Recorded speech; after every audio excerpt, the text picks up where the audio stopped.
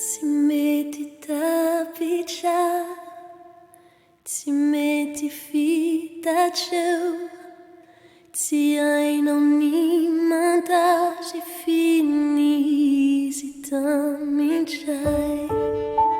Le fonao tena tia manaiky mpieno tsy mety takaniny raha taony aminao. Fa zaho mahafantatra hitako izy zay manao ny ataony rehefa iny zay faziny anao.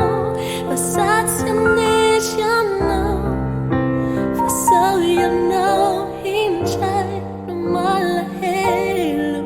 Ka tsy ho zakako izany satria zaho tia anao.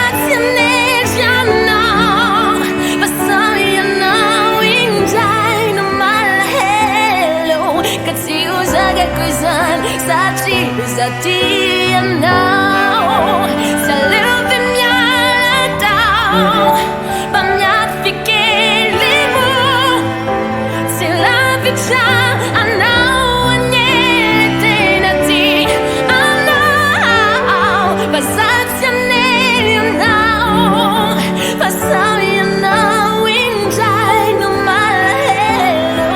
Ka tsy ho zakako izany satria zaho tia anao.